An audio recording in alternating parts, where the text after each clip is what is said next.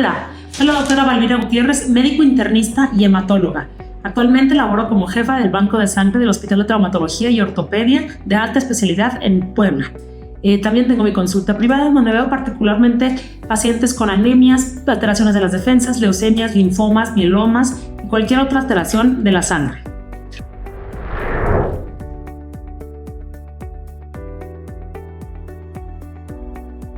Si bien es cierto que en el paciente con anemia ferropénica diagnosticada es imperioso iniciar la suplementación con hierro, también hay que pensar en aquellos pacientes que van a requerir hierro, independientemente que si ahora su biometría hemática tiene o no una anemia.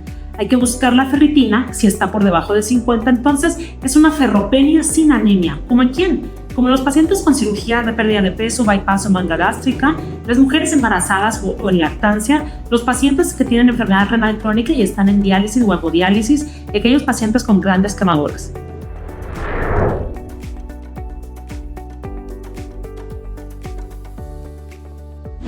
Más que pensar en el tipo de hierro, hay que pensar en el tipo de paciente. Hay pacientes que el hierro vía oral, independientemente de la marca, les cae muy mal, son muy poco tolerantes. Hay pacientes que te dicen que no se van a inyectar.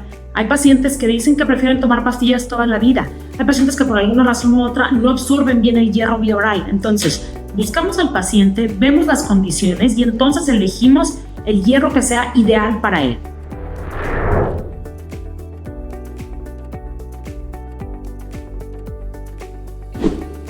En estudios recientes se demostró que la coadministración de vitamina C con hierro no aumenta significativamente la absorción del hierro. Sin embargo, es una buena herramienta para mantener un pH ácido en caso de que el paciente no guarde un buen ayuno. Por otro lado, la coadministración de ácido fólico y complejo B, aunque el paciente no tenga una deficiencia marcada o encontrada, nos va a ayudar siempre a producir mejor sangre, mejores plaquetas, mejores defensas y de una manera más pronta.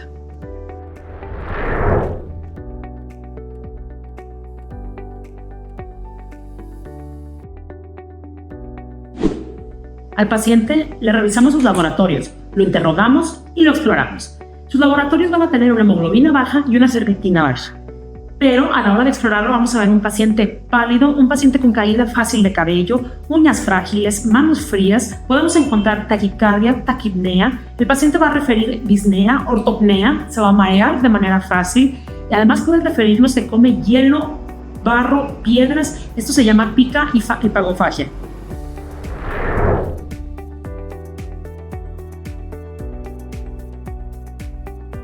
Famoso perfil de hierro que nos habla de saturación de transferrina, capacidad de fijación, la ferritina, todo esto, realmente nadie se ha puesto de acuerdo.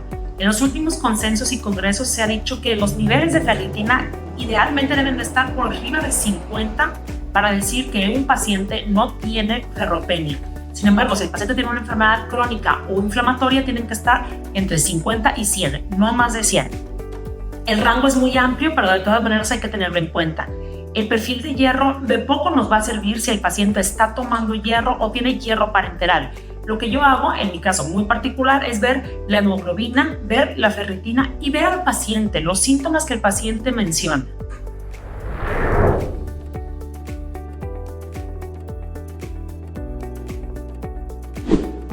Recordando que los diferentes tipos de hierro tienen mucho que ver también con el diferente tipo de paciente. Todos los hierros funcionan. Todos los hierros hacen lo que tienen que hacer. Sin embargo, hay que ver el paciente que tenemos. Si tenemos un paciente cuyo tracto gastrointestinal está comprometido por cirugías o cualquier otra cosa, entonces preferimos un hierro parenteral. Pero si tu paciente tiene un buen apego y la deficiencia de hierro no es muy severa, podemos dar un hierro vía oral sin problemas.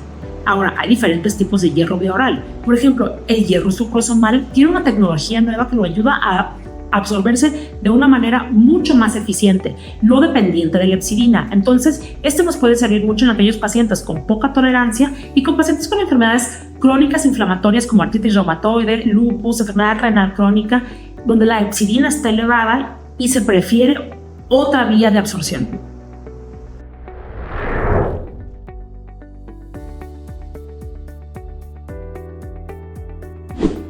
Las guías internacionales nos dicen, como meta, que en un mes de tratamiento, haya sido cual haya sido, tu paciente tiene que aumentar mínimo 1 gramo por decilitro de hemoglobina.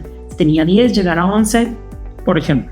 Ahora, lo ideal es que la ferritina esté por encima de 30, idealmente en 50. En pacientes embarazadas hay que vigilar esa ferritina, hay que estar por arriba de 30, idealmente en 50. Los objetivos terapéuticos siempre van a ser llevar al paciente a una hemoglobina por encima de 12 en mujeres y de 13 en hombres, con una ferritina más o menos en 50. 45, 55 puede ser aceptable, pero siempre por encima de 30.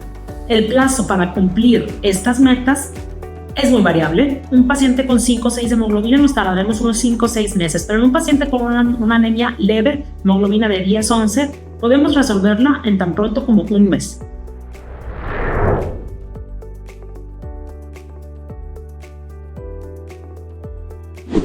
No es que dudemos de la eficacia del hierro, todos funcionan, todos son eficaces.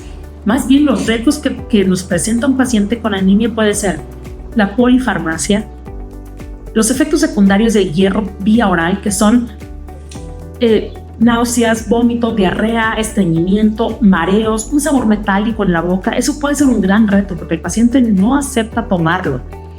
El hierro, por ejemplo, intramuscular, que estrictamente ya no está en uso, pero funciona también, puede causar dolor, puede pigmentar el área de los glúteos y puede causar incluso sarcomas a largo plazo.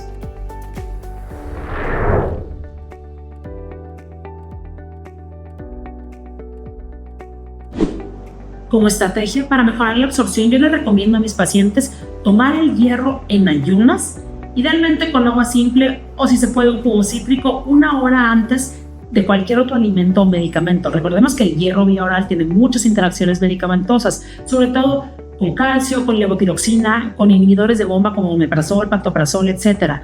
Un tip es decirle a tu paciente: ten tu hierro al lado de la cama, te despiertas, te tomas el hierro, te bañas, te arreglas, haces tu desayuno y ya puedes seguir tu día normalmente. Por otro lado, para mejorar la adherencia, sobre todo hay que primero citar al paciente cada mes y decirle: la meta es que en un mes subamos 1 gramo. Después de eso, cuando llegamos a esas metas, decirle: la anemia se cura. Hay que medirnos este tiempo porque esto se cura y eventualmente estará libre de anemia y ya no tendremos que verla.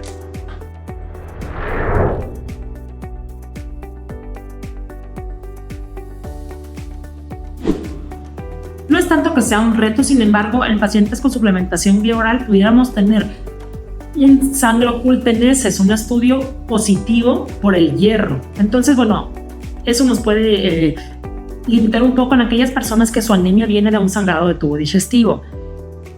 El reto de seguridad es también los muchos síntomas que dan el hierro vía oral, pero la seguridad está un poco más comprometida en los hierros parenterales. El tema de seguridad más importante de los últimos años ha sido que el hierro intramuscular puede causar sarcomas a largo plazo. Eso se sabe ahora y entonces por eso ya cayó en desuso, además de que duele y mancha los glúteos. Y el hierro parenteral, de no ser carboximaltosa, puede generar un choque anafiláctico, lo cual tiene que ser, por eso tiene que ser obligadamente vigilado durante la administración.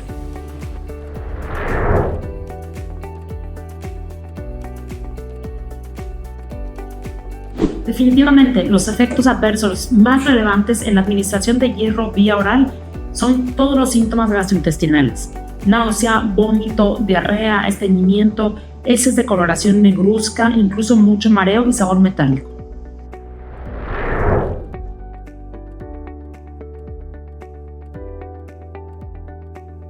Más que el tipo de hierro, de nuevo, hay que ver el tipo del paciente.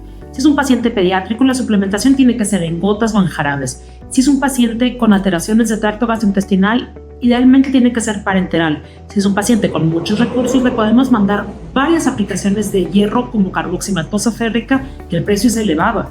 Pero si es un paciente con un tracto digestivo que funciona, que no tiene polifarmacia, hay que dar, por ejemplo, hierro sucrosomal.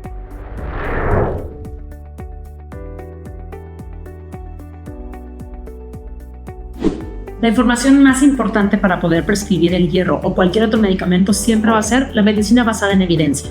Los estudios que están respaldados por experimentos de intervención con pacientes, casos y controles siempre nos van a dar muchísima más información que la experiencia o las recomendaciones.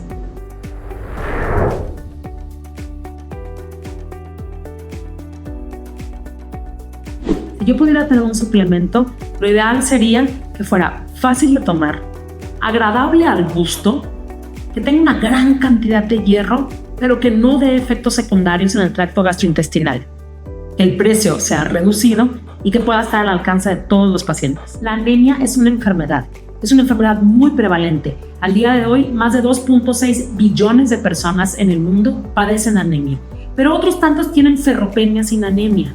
Búsquenlos. Todos los pacientes tienen sangre y por ende todos pueden tener anemia. Búsquenlos en las mujeres jóvenes, en los abuelitos, en los niños. Búsquenlos, trátenlos y aumenten y mejoren la calidad de vida. Si esta información ha sido de utilidad o interesante, contáctame en las redes, sígueme en Facebook o en Instagram. Te dejo la información aquí.